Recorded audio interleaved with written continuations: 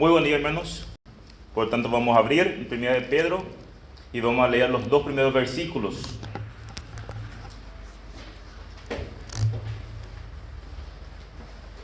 Entonces, 1 de Pedro, capítulo 1, versículo 1 al 2. Y dice así la palabra de Dios. Pedro, apóstol de Jesucristo, a los expatriados de la dispersación en el Ponto, Galacia, Capadocia, Asia y Bitinia, elegidos según la presencia de Dios Padre en santificación del Espíritu, para obedecer y ser rociado con la sangre de Jesucristo, gracia y paz os sean multiplicadas. Padre, en este momento venimos a abrir tu palabra, queremos escuchar tu voz. Danos, Señor, luz, danos, Señor, entendimiento para poder entender y poder aplicar también en nuestra vida, Señor.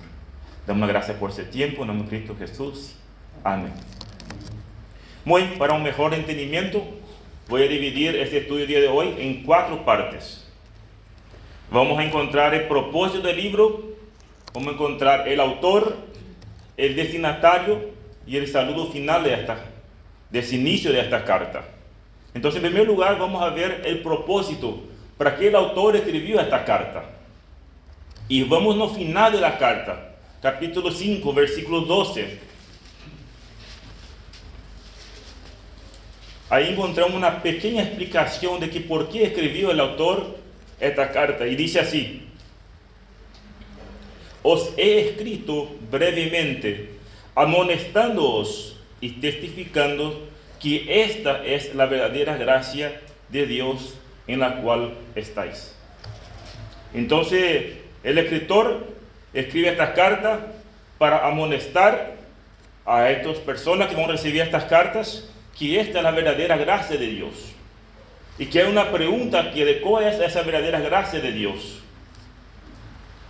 Y en esta carta vamos a encontrar que el propósito principal, en cierta manera, era animar a los cristianos perseguidos.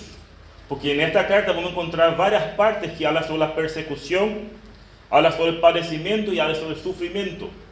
Por lo tanto, acá lo que el autor quería hacer era amonestar a estas personas que esta es la verdadera gracia de Dios.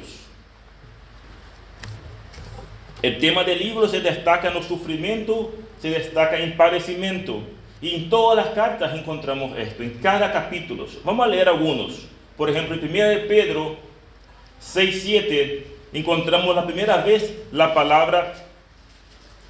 1 de Pedro capítulo 1 versículos 6 a 7 dice así: en lo cual vosotros os alegráis, aunque ahora por un poco de tiempo, si es necesario, tengáis que ser afligidos en diversas pruebas, para que, sometida a prueba vuestra fe, mucho más preciosa que el oro, el cual aunque perecedero se prueba con fuego, sea hallada en alabanza, gloria y honra cuando sea manifestada Jesucristo. En el capítulo 2 nuevamente encontramos, versículo 12, dice: mantened buena vuestra manera de vivir entre los gentiles, para que los que murmuran de vosotros como de malhechores glorifiquen a Dios en el día de la visitación, al considerar vuestras buenas obras. Luego en el capítulo 3, versículo 16, dice lo siguiente: teniendo buena conciencia, para que en que los que murmuran de vosotros como de malhechores sean avergonzados los que calumnian vuestra buena conducta en Cristo. Porque mejor es que padezcáis haciendo el bien, si la voluntad de Dios así lo quiere, que haciendo el mal. Luego encontramos en el capítulo 4, versículo 16, también dice: pero si alguno padece como cristiano, no se avergüence, sino glorifica a Dios por ellos. Y por último, capítulo 5, versículos 9 y 10, dice: en cual resistí firme en la fe, sabiendo que los mismos padecimientos se van cumpliendo en vuestros hermanos en todo el mundo.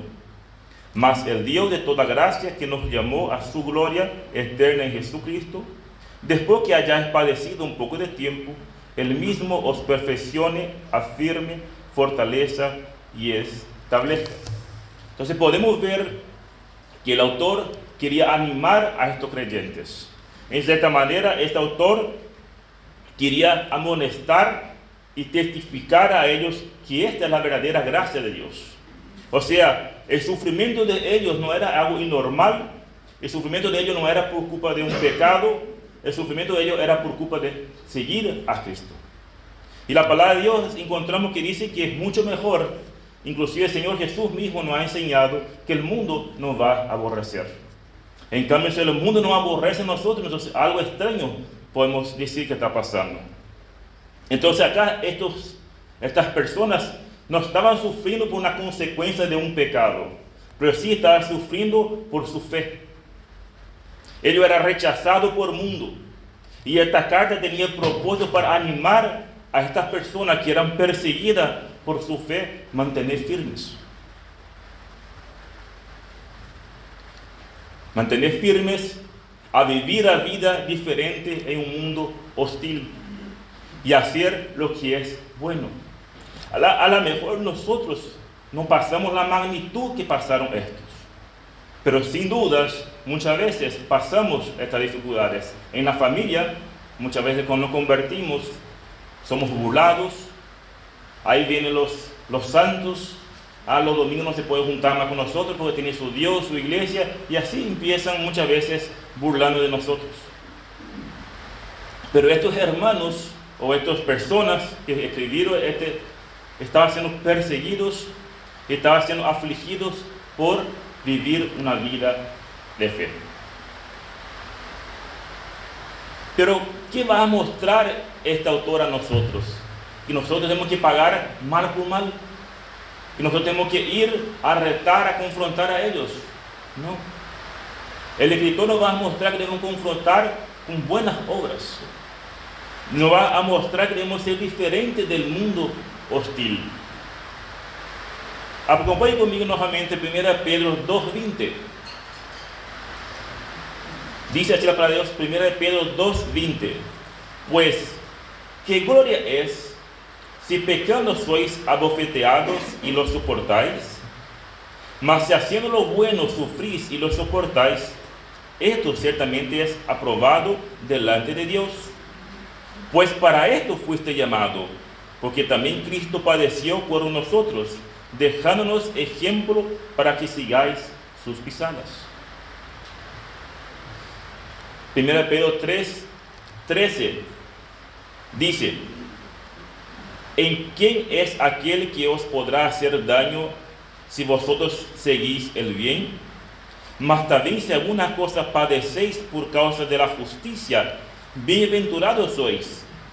Por tanto, no os amedrentéis por temor de ellos, ni os conturbéis, sino santificad a Dios el Señor en vuestros corazones, y estad siempre preparados para presentar defensa con mansedumbre y reverencia ante todo el que os demande razón de la esperanza que hay en vosotros. Y el versículo que también que es clave de oro, este pasaje, este libro, 1 Pedro 4:19, dice: de modo que los que padecen según la voluntad de Dios, encomienden sus almas al fiel Creador y hagan el bien. Nos encontramos en una parte acá, paguen mal por mal, al contrario, hagan bien. Encomienden tus causas a Él. Si sois vituperados por Cristo, bienaventurados sois. Y esta carta, el autor sigue presentando instrucciones para que los lectores sean santos y evitar el mal. Dice capítulo 2, versículo 1, dice: desechando pues toda malicia, todo engaño, hipocresía, envidia, todas las distracciones. 2:11 dice: amado, os ruego como extranjeros peregrinos que abstengáis de los deseos carnales y batalla contra el alma. Entonces podemos ver el propósito de esta carta justamente a esto: exhortarnos, animarnos en vivir de esta manera la vida cristiana. ¿Y qué de manera? Buenas obras. ¿De qué manera? En un mundo hostil, un mundo enemigo, ser diferente, con otras acciones.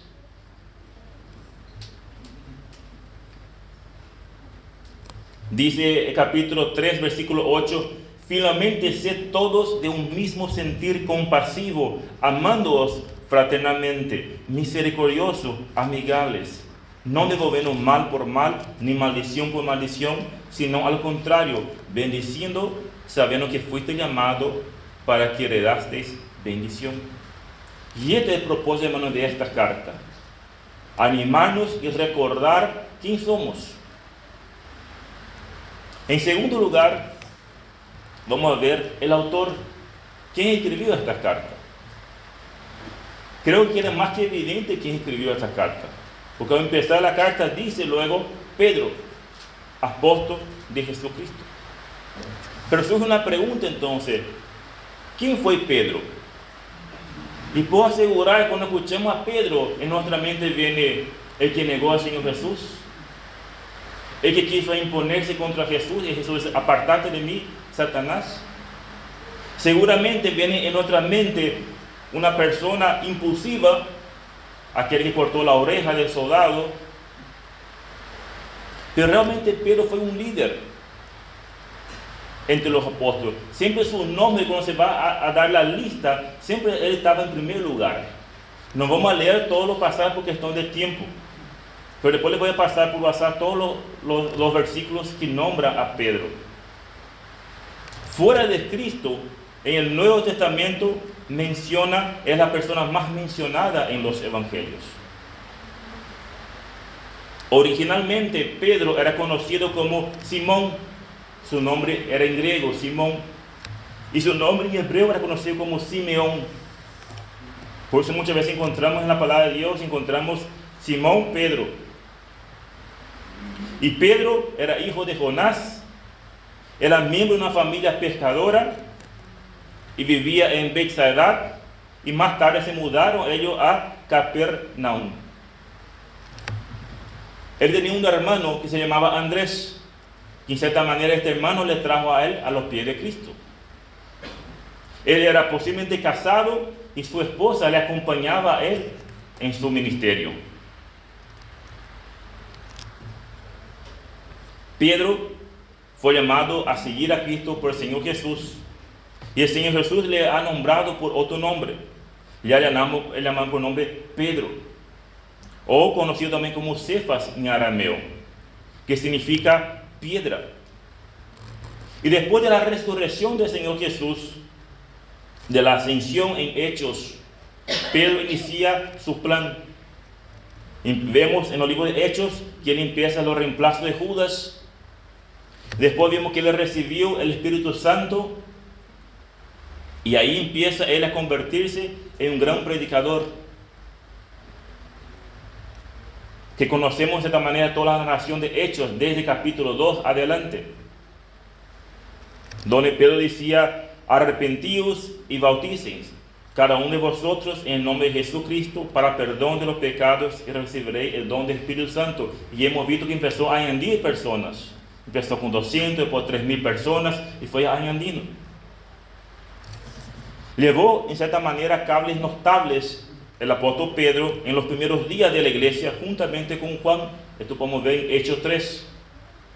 Confrontó también Pedro a Ananías y Zafías en Hechos 5. Y también fueron perseguidos por predicar el evangelio. ¿Por qué? Porque empezaron a aumentar el número de hombres y mujeres que empezaron a creer en Cristo como su Señor y Salvador.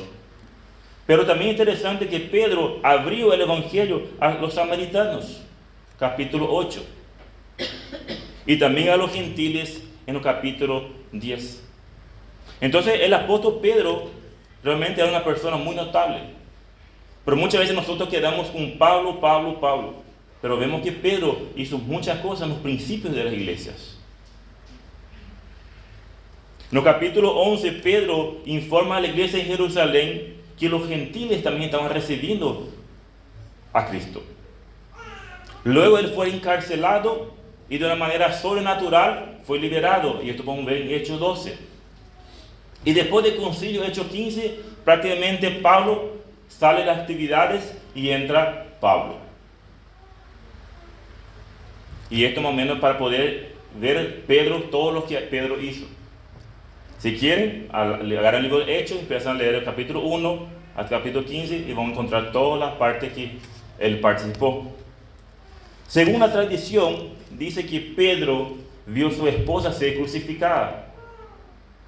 Pero él alentó a su esposa diciendo, recuerda al Señor. Esto no podemos saber si es cierto porque no está para Dios, pero son lo que dicen los estudiosos, que posiblemente esto haya pasado. Y Pedro en ese momento le anima a su esposa, recuerda del Señor. Y posiblemente Pedro también fue crucificado, pero él dice que quería ser crucificado de cabeza para abajo, porque él no era digno de ser crucificado como su Señor, como es Jesús Cristo. Y este entonces es el apóstol Pedro, el escritor de esta carta. Volvemos otra vez en 1 de Pedro, vamos allá en 1 de Pedro nuevamente, versículo 1, y dice el Pedro, apóstol de Jesucristo. Este término que él utilizó no está en ningún momento poniéndose orgullo, en ningún momento está diciendo yo soy el apóstol, no, simplemente está diciendo apóstol de Jesucristo. Y esto es de connotación de mucha importancia, porque ¿qué significaba un apóstol? Era una persona enviada, era un mensajero. Él era una persona que había recibido la plena autoridad de Jesucristo. Por lo tanto, lo que él iba a comunicar, lo que él comunicó, lo que él hizo, fue todo con la capacidad y poder de aquel que lo ha llamado, ser apóstol. Entonces la conclusión que podemos llegar es que Pedro escribió esta carta haciendo uso de su autoridad divina, que fue otorgada y guiada por el Espíritu Santo. Algunos teólogos argumentan que Pedro no pudo haber escrito esto. Pero sinceramente, hermanos, yo no quiero entrar en esas especulaciones. Si fue, no fue, empezar a usar argumentos. ¿Por qué? Porque estamos nosotros, y creo que todos estamos en esta misma, que estamos convencidos que la palabra de Dios es infalible, que la palabra de Dios es inerrante. Y si acá dice Pedro, por lo tanto, fue Pedro que escribió. Ahora ellos empiezan a argumentar que el griego no era, que era un pescador, que no podía escribir tan bien, y empieza a argumentar, pero acuérdense que ellos eran guiados por el Espíritu Santo. Entonces son argumentos que usan teólogos que después empiezan a entrar en nuestra mente, empezamos a dudar, empezamos a desconfiar de las cosas. ¿Será que esto es inspirado? ¿Será que no es inspirado? Más bien son los teólogos liberales que empiezan después a poner ya en duda en todas las cosas para Dios. Entonces prácticamente para nosotros fue Pedro. ¿Por qué? Pues acá lo dice.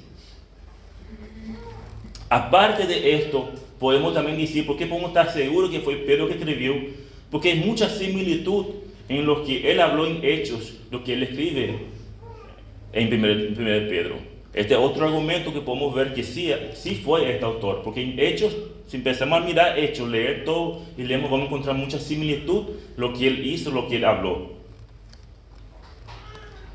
Además, en diversas partes de la Escritura encontramos que Pedro estuvo acompañado por Jesús, fue uno de los cercanos de Jesús. Por lo tanto, como Pedro no tenía la capacidad para poder, si él estuvo al lado del Señor, del maestro de los maestros, 3 años. Entonces podemos ver entonces el propósito de la carta, animar a estos creyentes a vivir una vida diferente en un mundo hostil. Podemos ver quién escribió la carta, el apóstol Pedro. Ahora, ¿en qué fecha escribió esta carta? Posiblemente fue escrita esta carta antes o un poco después del comienzo de la persecución de la iglesia de Nerón, en los años 64 después de Cristo. Ahora, ¿quién fue Nerón? Para aquellos que no saben quién fue Nerón. Nerón subió al trono aproximadamente 2 décadas después de la crucificación del Señor Jesús. Fue un periodo que los cristianos se extendieron rápidamente. Hemos visto en Hechos 2, 3,000 personas. Después hemos visto 5,000 personas. Era un tiempo que estaba expandiendo entonces los cristianos. Pero su reinado terminó con mucha crueldad y mucha maldad. Él comenzó a asesinar a cualquier persona que se ponía frente a sus obstáculos.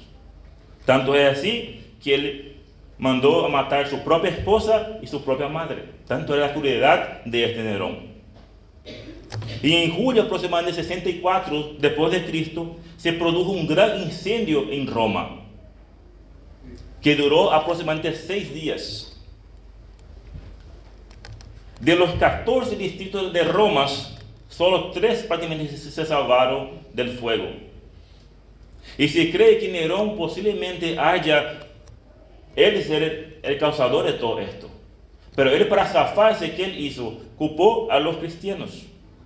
Y fueron los cristianos que incendió.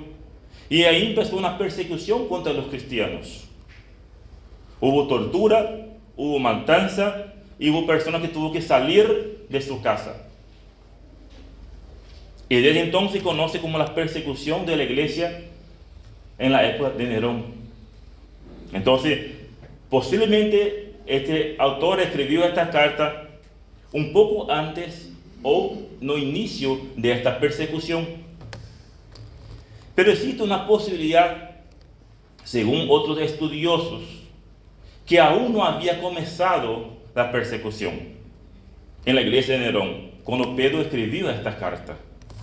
¿Por qué? Porque en la misma carta vamos a encontrar mención de un gobierno que ellos alababan aquello que hacían bien, pero al mismo tiempo le castigaban aquello que hacían mal. Y por esta razón, algunos estudiosos dicen que aún no había empezado la persecución de Nerón. ¿Por qué? Porque todavía el gobierno premiaba lo que hacían bien y castigaba lo que hacían mal. ¿Dónde está esto? 1 Pedro 2, 13 y 14. Pueden anotar y pueden leer ustedes después en la casa. 1 Pedro 2, 13 al 14 encontramos esto. Y si esta posibilidad es cierta, entonces esa carta fue escrita un poco antes de la persecución. Entonces posiblemente la persecución de estas personas eran social y religiosa. Y fue escrita durante un tiempo que los cristianos eran perseguidos en una sociedad pagana y hostil, por el simple hecho de ser cristiano. Lo difamaban y lo ridiculizaban. Además, en las cartas no encontramos ningún indicio que haya una persecución, excepto un versículo que dice que fueron probados por prueba de fuego. Pero no hay en la carta ningún indicio que dice que ellos estaban siendo perseguidos por Nerón o por algo. Por esto que es muy probable que esta carta haya sido escrita entre los años 62 y 63, antes de empezar la persecución de Nerón, que fue en los años 64. Ahora bien, si fue antes, si fue en el inicio, no cambia nada. El propósito de la carta sigue siendo igual: animar a los creyentes perseguidos por su fe. Entonces tenemos nosotros el propósito de la carta: animar a los cristianos perseguidos por su fe a mantener firmes, mantener su buena manera de vivir, no pagando mal por mal. Tenemos el autor, que es Pedro, el apóstol Pedro. Tenemos la fecha, que posiblemente fue escrito entre el 62 a 63. Ahora, en tercer lugar, vamos a ver para quién fue escrita esta carta. Y dice, el propio autor dice: Pedro, apóstol de Jesucristo, a los expatriados de la dispersión. Entonces, ¿quiénes son los destinatarios de la carta? Acá Pedro llama a los expatriados. Y habla de 5 provincias diferentes. Ahora la pregunta que nos surge: ¿quién son estos destinatarios? O sea, ¿quién son estos expatriados que está hablando el autor? Porque para ellos está escribiendo. Y muchos afirman, o muchos dicen, que eran judíos convertidos. ¿Por qué? Porque él utilizó esta expresión, expatriados. Pues esta expresión era utilizada para los judíos que vivían como extranjeros. Aquellos que eran residentes temporales o extranjeros o refugiados. Entonces, por esta razón, muchos dicen que esta carta fue escrita para judíos convertidos. Por ejemplo, encontramos en Génesis 23, leo, no hace falta buscar. Génesis 23 dice: fue la vida de Sara 127 años, tanto fueron los años de vida de Sara, y murió Sara en Kiriatat Arba, que es en Hebrón, en la tierra de Canaán. Y vino Abraham a hacer duelo por Sara y a llorarla. Y se levantó Abraham delante de su muerte y habló a los hijos de Het, diciendo: extranjero y forastero soy entre vosotros. Dame propiedad para sepultar entre vosotros, y sepultaré mi muerta delante de mí. Después otros versículos para mostrar que esa expresión, en cierta manera, se conocía como los judíos. Pero también dice otra palabra, dice como dispersión. Y justamente estas apariciones en el Nuevo Testamento de la dispersión se refería justamente al exilio. El pueblo judío que fue arrojado de la tierra natal, y ellos vivían de cierta manera dispersados. Pero también encontramos en Hechos, después de la muerte de Esteban, los judíos convertidos fueron dispersados y fueron obligados a residir en el extranjero. Y podemos ver Hechos 8.1 y Hechos 11.19. Por lo tanto, quiero contestar esta pregunta: ¿quién son los destinatarios? Pedro está refiriendo acá a judíos cristianos que fueron dispersados, o Pedro está utilizando la expresión como un modo figurado. Y muchos estudiosos concordan que ese término utilizado por Pedro acá no está hablando de judíos, exclusivo de judíos. Está más bien utilizando de manera metafóricamente, de una manera. ¿Por qué dice estos? Fíjense, 1 de Pedro 1.18. 1 de Pedro 1.18.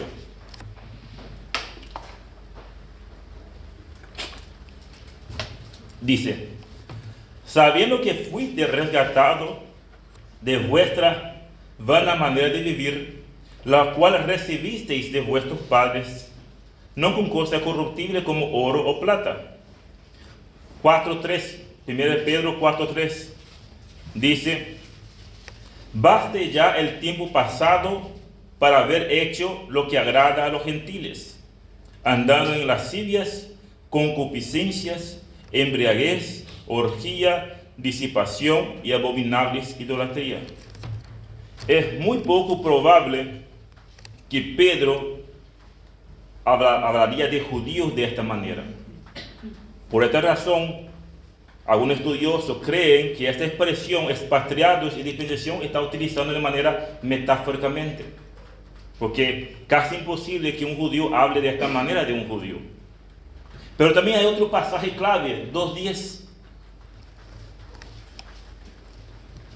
2.10 dice: vosotros en otro tiempo no erais pueblo, pero que ahora sois pueblo de Dios, que en otro tiempo no había alcanzado misericordia, pero ahora habéis alcanzado misericordia.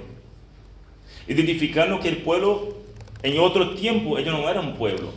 ¿Y qué son los judíos? Pueblo escogido por Dios. Entonces, por esta razón, los estudiosos sacan una conclusión que es muy difícil que Pedro esté escribiendo exclusivo a judíos.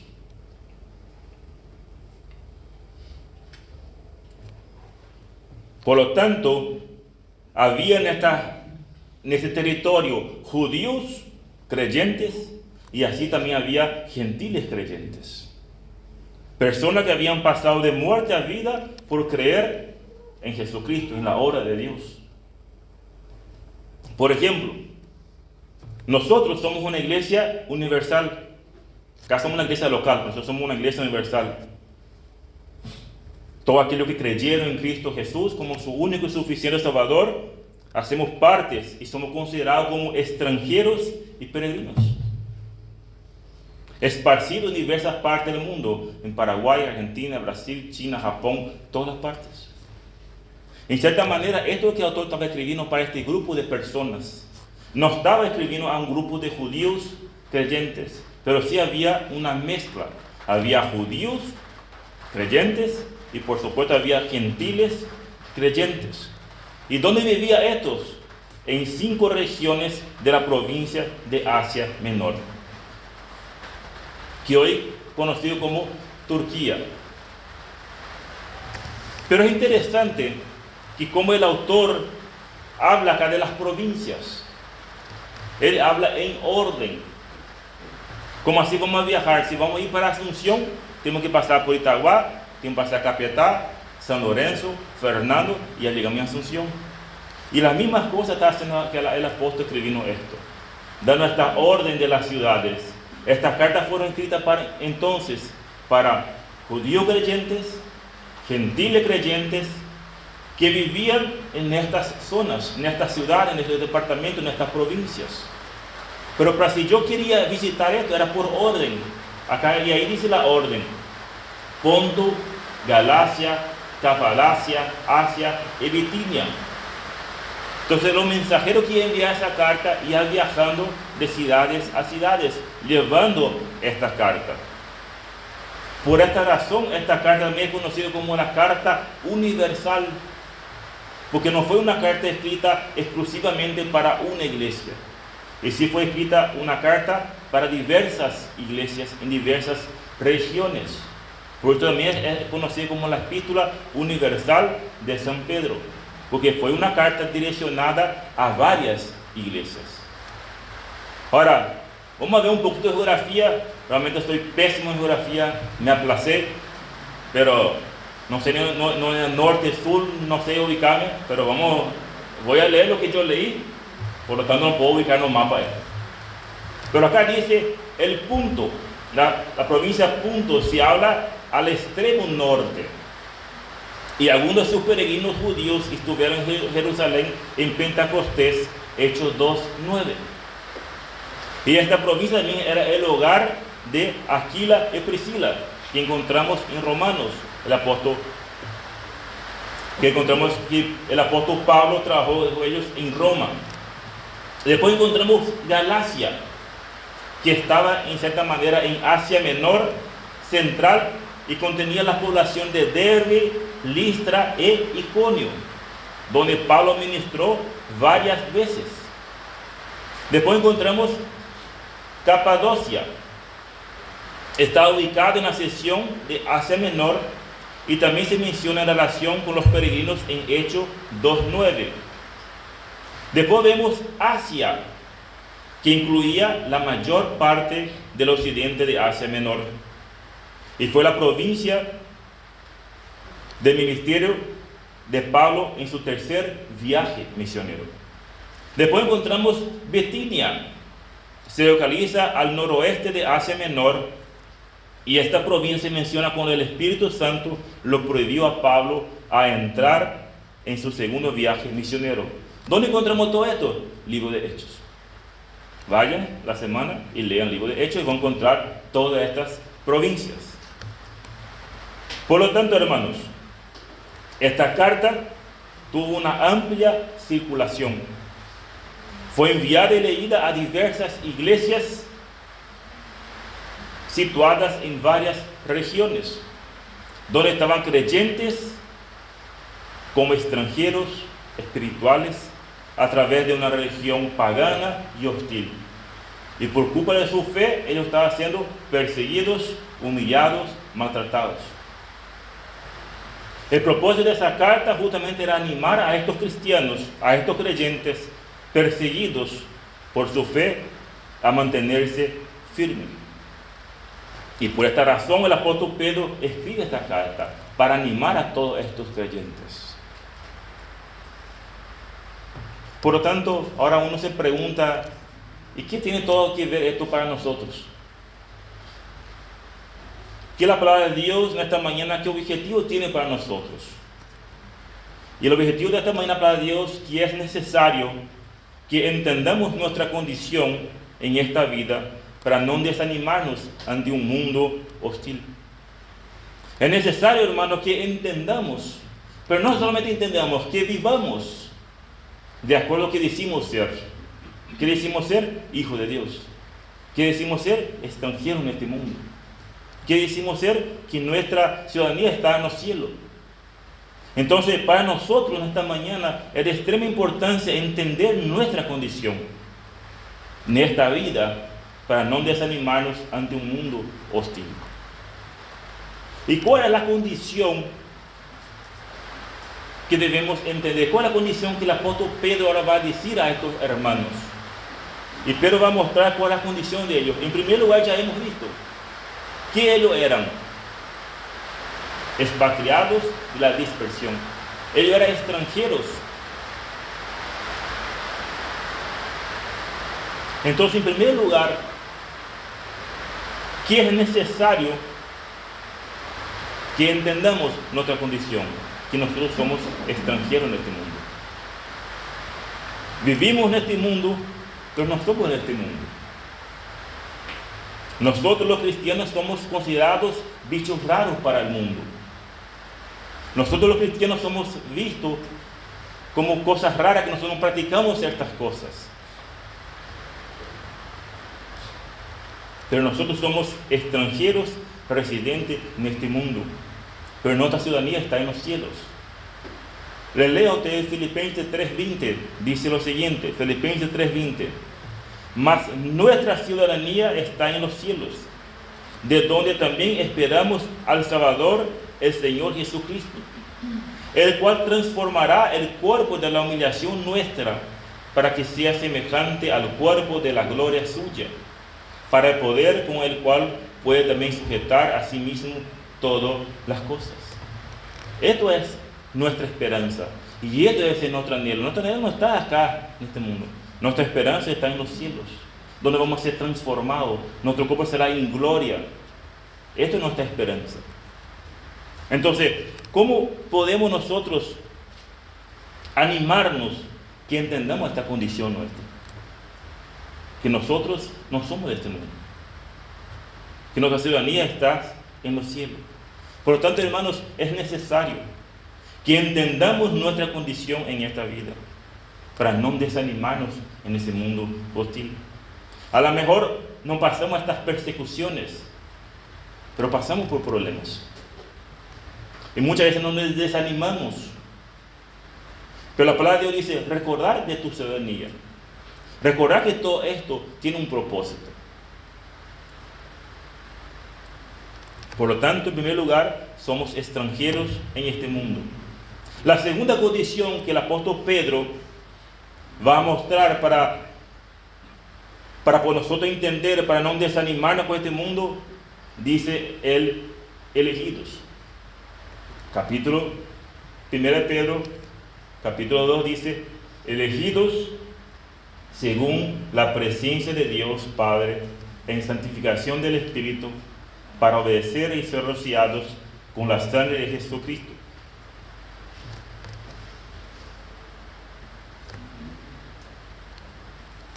Pedro le dice a estos destinatarios, ustedes son pueblo de Dios. Ustedes son extranjeros en esta tierra, apartados del mundo, pero viviendo en este mundo. Pero recuerden que en ese mundo tendrán aflicciones, y ellos sabían de esto. Experimentarán odio del mundo, pero ustedes deben soportar firmes. ¿Por qué? Porque ustedes son los que gozan del favor inmerecido del amor de Dios. Ustedes son un pueblo especial, escogido por Dios. Ustedes son elegidos.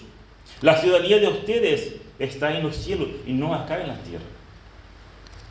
Imagínense, hermanos, ustedes siendo perseguidos por la fe. Viene una persona y dice esto. De seguro nos animaríamos. Pero es interesante porque el apóstol Pedro le aclara a ellos eran elegidos de Dios, linaje escogida, nación santa, pueblo adquirido por Dios, pero no para llenarse de orgullo, no para creer superiores, El mismo pasaje aclara esto. ¿Por qué ellos fueron elegidos? Y ahí dice, para obedecer. Por tanto, lo que el apóstol Pedro también decía a estos hermanos, ustedes son pueblo especial escogido por Dios. Pero no para orgullecerse, no para creer superior, pero ustedes fueron elegidos, escogidos para obedecer. Otra énfasis similar él usa en el capítulo 2, versículo 9 que ya hemos leído.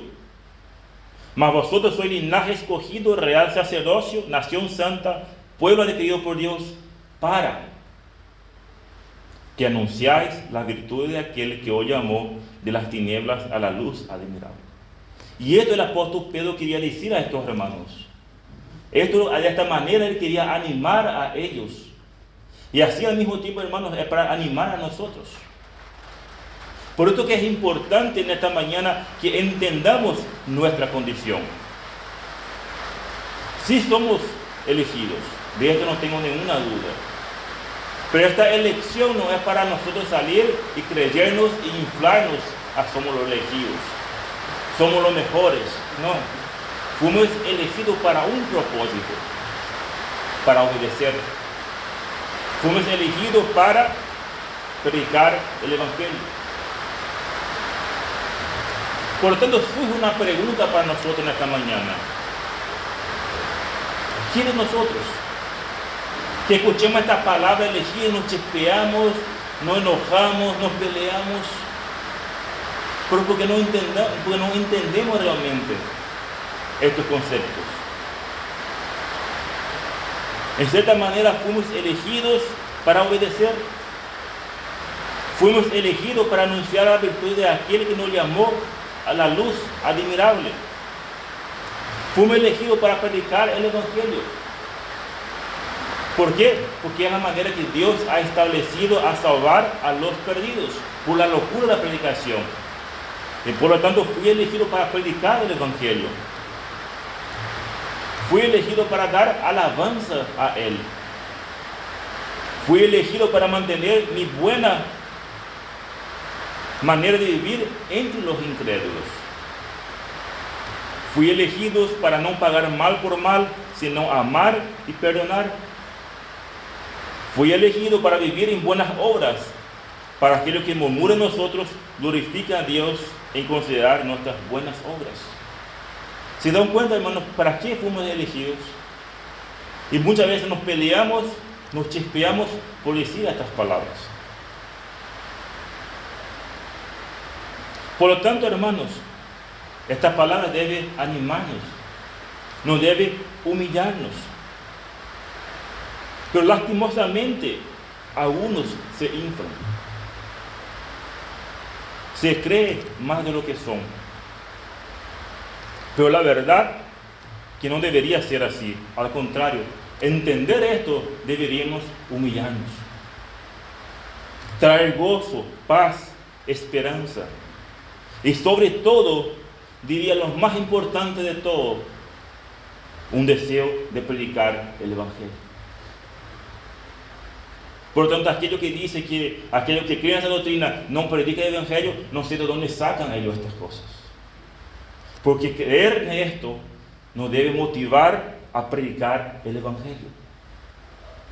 ¿Por qué? Porque es la manera que Dios ha establecido de salvar a los perdidos, por la locura de la predicación.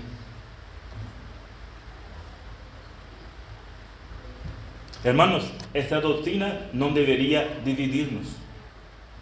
Al contrario, esto debería fortalecernos aún más. Y motivo para alabar y agradecer a Dios eternamente, constantemente, porque nadie de nosotros merecimos ser escogidos. Y si yo soy un escogido por Dios, es por la gracia de Dios, no es por mi mérito. No es porque hoy desperté con ganas, hoy voy a adorar a Dios con ganas, entonces hoy me voy a la iglesia. No. No sé ustedes, pero yo estuve casi 5 años dando la espalda a Dios. O sea, mucho más, ¿verdad? Pero en esos 5 años, Dios me mostraba cosas. Y yo sigo mi vida. hasta que llegó un momento, en su gracia, pude entender mi condición realmente. Y puedo estar seguro que así, cada uno de nosotros tenemos una historia. Ahora pregunto y digo, ¿por qué esta doctrina debería ser algo para humillarnos? Fíjense lo que dice Juan 15:16.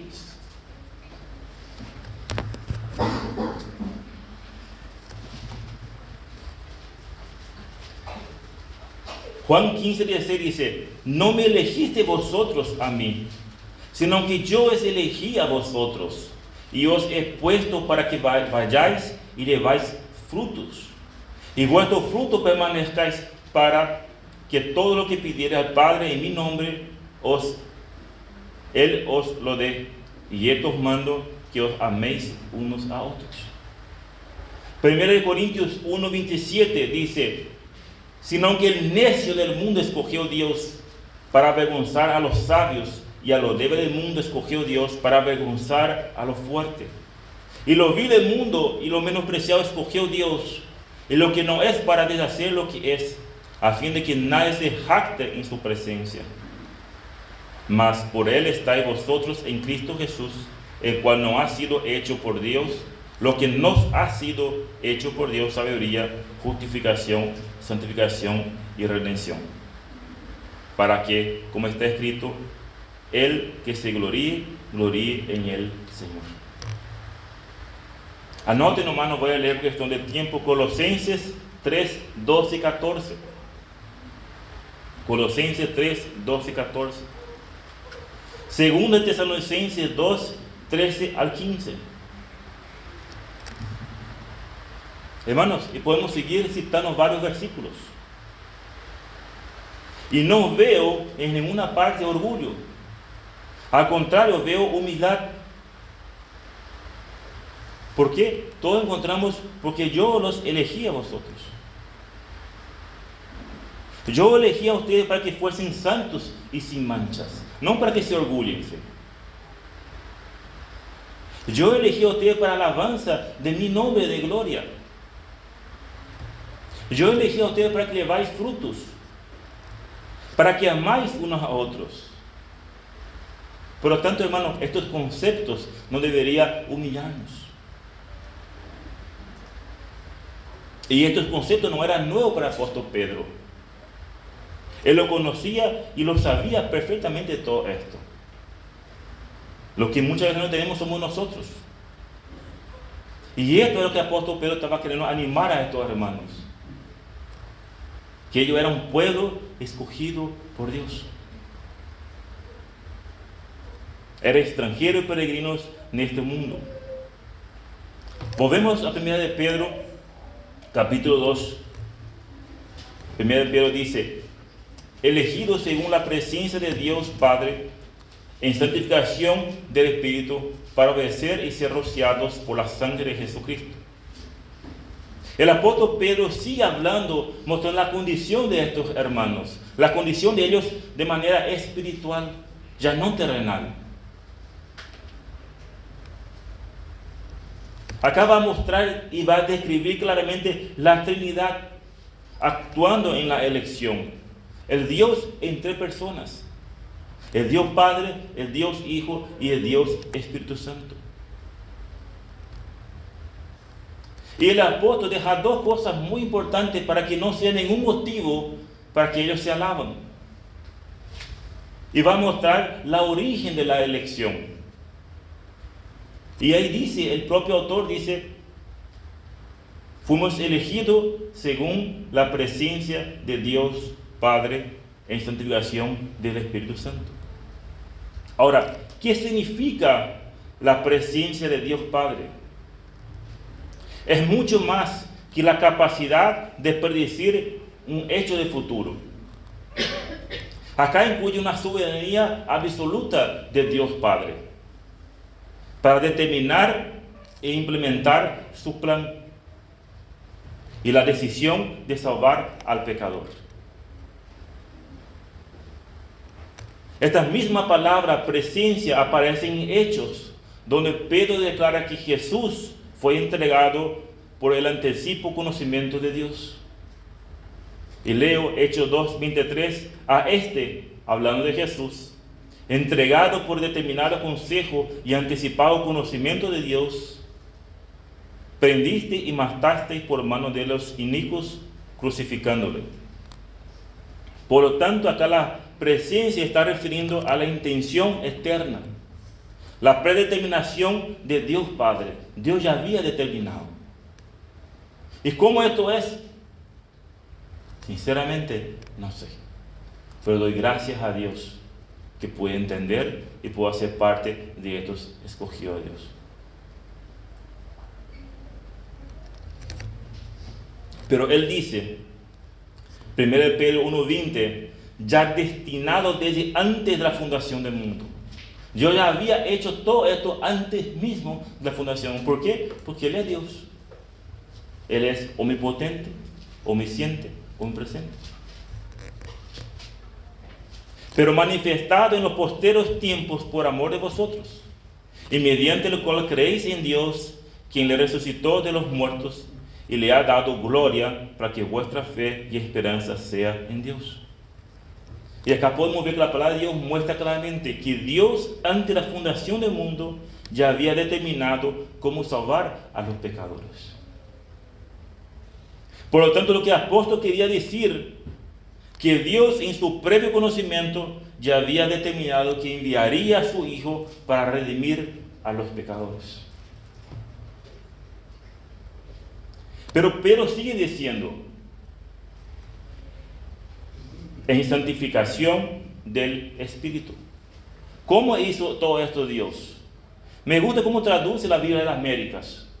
Y traduce de la siguiente manera: elegidos según el previo conocimiento de Dios por la obra santificadora del Espíritu Santo. El propósito de la palabra de Dios en esta mañana, hermanos, para nosotros es animarnos. Es necesario, hermanos, que entendamos nuestra condición en esta vida, para no desanimarnos ante un mundo hostil. Un Dios sabio, santo, ante la fundación del mundo, Él ya ha hecho un plan, que era enviar a su Hijo, Jesucristo, para salvarnos. La condenación es lo que nosotros merecíamos, pero Él, por su gracia, por la obra del Espíritu Santo, nos santifica. En ningún momento encontramos nuestra obra acá. En ningún momento acá encontramos que nosotros hacemos algo.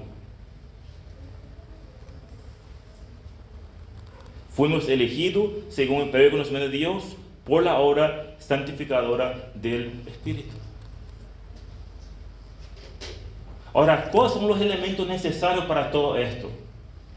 Para ver la salvación. Convicción de pecado. No es sentirse pecador. No es simplemente yo me creo un pecador. Con nosotros escuchamos el Evangelio. Dios en su gracia, por la obra del Espíritu Santo, nos hace una convicción en nosotros. Y podemos ver nuestras condiciones desastrosas. Que lo único que podemos hacer es el mal. Que lo mejor que podemos hacer para nuestra salvación, Dios dice que es trapo de inmundicia. Y Dios en su gracia nos da convicción de pecado. Y podemos arrepentir y podemos creer. Pero esto no procede de un esfuerzo humano. No procede de una inteligencia o capacidad humana. O menos no es lo que dice la palabra de Dios. Si no, no sería gracia, sería obra. Sería algo que el hombre podía hacer. Pero el hombre no puede hacer nada porque está muerto en sus pecados y delitos. Y la palabra de Dios nos muestra en esta mañana que es una operación de la obra del Espíritu Santo. El Señor Jesús le dijo a sus discípulos: pero yo os digo la verdad, os conviene que yo me vaya, porque si no me fuera, el Consolador no vendría a vosotros, o sea, el Espíritu Santo no vendría. Mas si me fuera, os lo enviaré, y cuando Él venga, convencerá al mundo de pecado, de justicia y de juicio. Y esta es la obra del Espíritu Santo.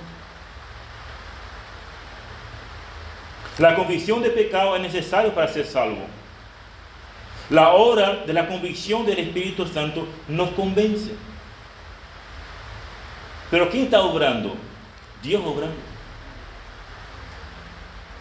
De una manera sobrenatural. Por eso vuelvo a decir, ¿cómo explicar todo esto? ¿Cómo conciliar todo esto? Porque es cierto, Dios manda que las personas se arrepienten y creen. Pero si no hay una obra sobrenatural en nosotros no podemos obedecer a este llamado.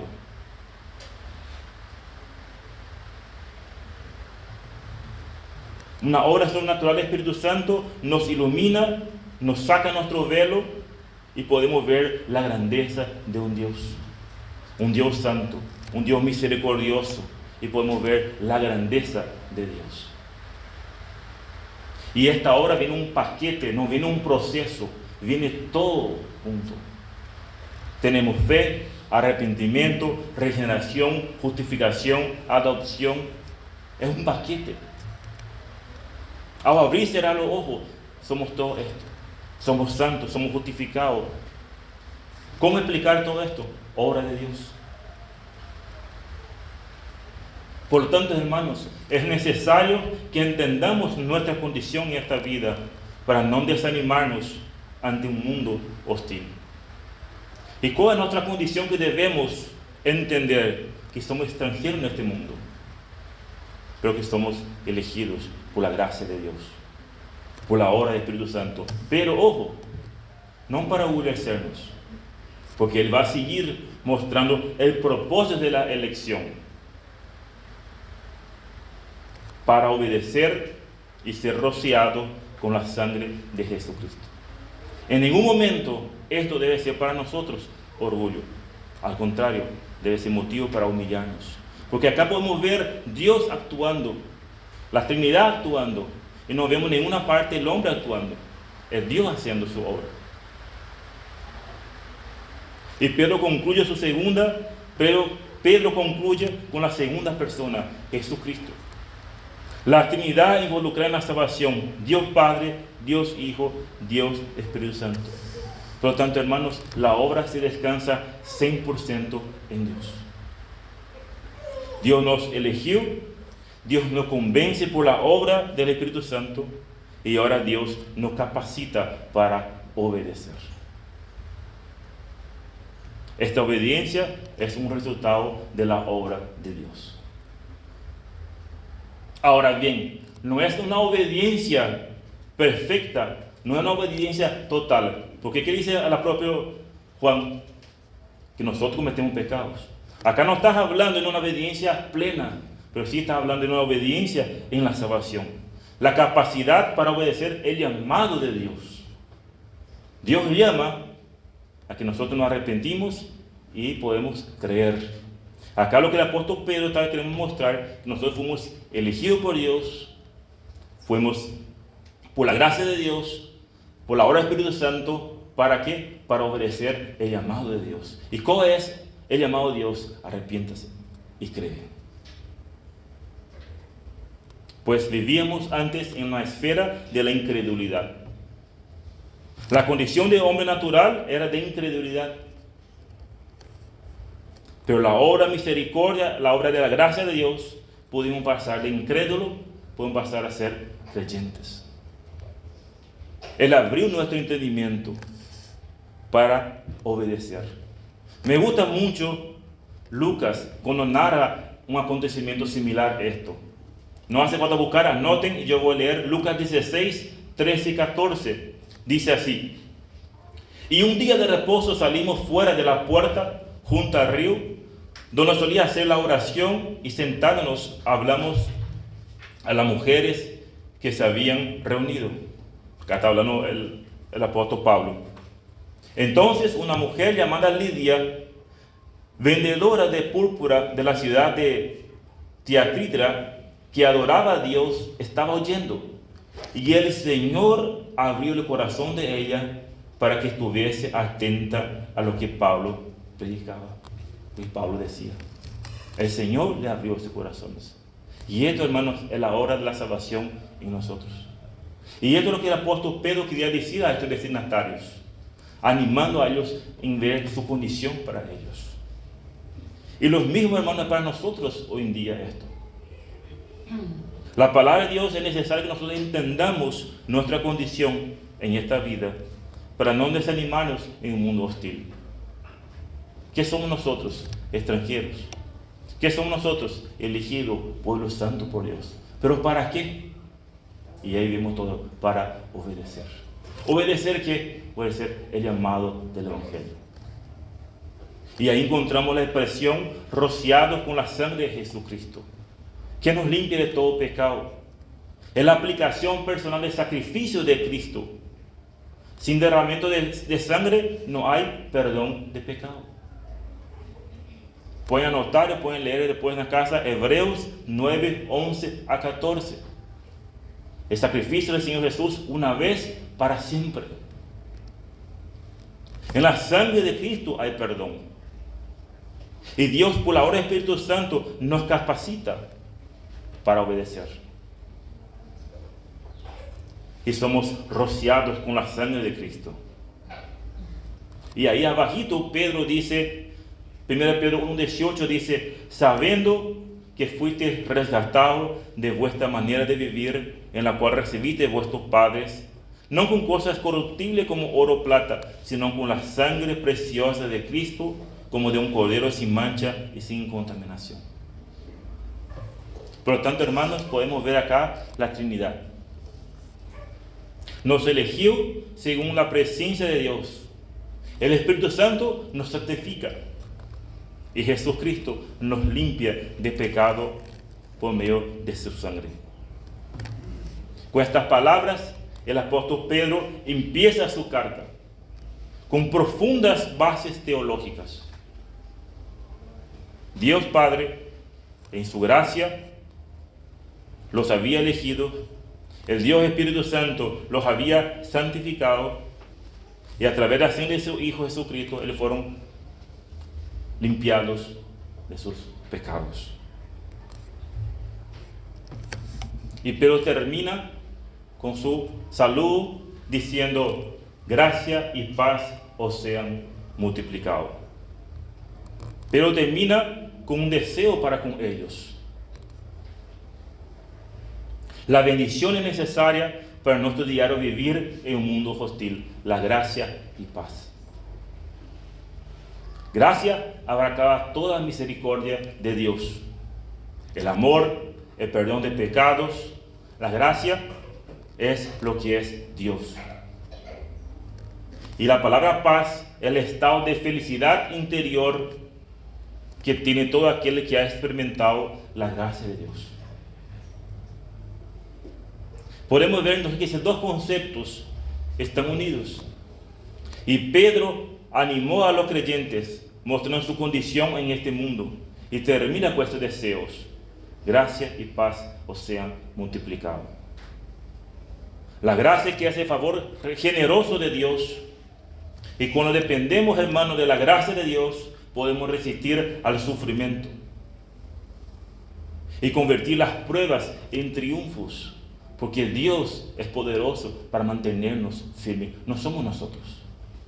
Y esto que el apóstol Pedro quiere decir a estos hermanos, y vamos a encontrar en el próximo estudio sobre esto. A ellos no les mantenía a ellos fuertes. Lo que mantenía a ellos fuertes, que estéis guardados por el poder de Dios mediante la fe. Por lo tanto, hermanos, termino con esto. Comprender y vivir nuestra condición espiritual debe de ser un consuelo para nosotros, un consuelo. Un ánimo en vivir una vida de alabanza. Dios espera que obedezcamos sus mandamientos y cumplamos su voluntad. Con todo esto, Él conoce nuestras debilidades. Él entiende que a veces vamos a caer en pecado. Por esta razón, Él ha puesto a nuestro alcance el poder santificador del Espíritu Santo. Y podemos permanecer permanentes rociados con la sangre de Cristo. Él nos ha dejado, ¿qué dice 1 Pedro 1:9? Si confesamos nuestros pecados, Él es fiel y justo para perdonarnos nuestros pecados y limpiarnos de toda maldad. Pero esto no es un recitorio. Esto tiene que ser algo de verdad. ¿Qué es confesar? Es abandonar, es cambiar, es hacer un giro 180. Si yo me voy por aquel camino, ahora voy a girar a aquel camino, porque estoy arrepentido y me doy cuenta de mi condición. Me doy cuenta que soy un miserable pecador, y si no era por la gracia de Dios, estaría muerto en mis delitos y pecados. Y si moría en esta condición, me esperaba la eterna condenación, donde el fuego nunca se va a apagar y vamos a sufrir eternamente. Pero Dios, vemos en su gracia y en su soberanía, Él le ha preparado de antemano, ante la fundación del mundo, un plan.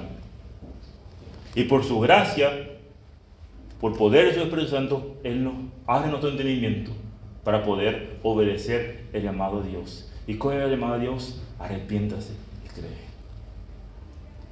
Si usted que hoy está acá no ha experimentado esto, la palabra de Dios llama y exhorta: arrepiéntase y cree que Él es el Señor, que Él es nuestro Salvador. Comprender estas verdades, hermanos, no debería traer gozo y paz, gratitud y adoración. Saber que fuimos elegidos de una manera tan especial, pero con un propósito muy especial, para anunciar las virtudes de aquel. No fuimos escogidos para creernos superiores o para creer en los superhéroes, no. Fuimos escogidos para dar alabanza a Él. Y termino un versículo que para mí que marcó esto. 1 Pedro 4:16 dice: pero si alguno padece como cristiano, no se avergüence, sino glorifique a Dios por ellos. Si somos perseguidos por nuestra fe, si somos burlados por nuestra fe, Dios en esta mañana nos anima a nosotros: no se avergüencen, sino glorifiquen a Dios, porque Él padeció por nosotros. Lo que nosotros padecemos no es nada en comparación a lo que Él padeció por nosotros. Que Dios bendiga su palabra. Vamos a orar. Oh Padre, gracias por tanta verdad, Señor.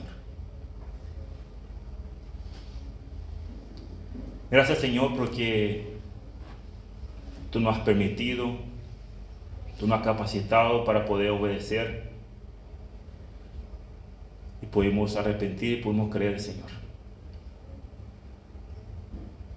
Ayúdanos, Señor, a poder valorar, a poder entender nuestra condición espiritual, pero sobre todas las cosas, Señor, ayúdanos a entender el propósito de todo esto, Señor. Perdón, Señor, que sinceramente muchas veces no tenemos en cuenta estas verdades. Tú nos has salvado, Tú nos has limpiado con un propósito: anunciar las virtudes de aquel. Ayuda, Padre, con nuestra vida podemos testificar buenas obras. Ayuda, Padre, con nuestras bocas anunciar las buenas noticias, Señor. Ayuda, Señor, a ser luz y sal en este mundo hostil, Señor. Y podemos descansar en Tu gracia, en Tu soberanía, en Tu verdad. Dejamos todo en Tus manos. En nombre de Cristo Jesús. Amén.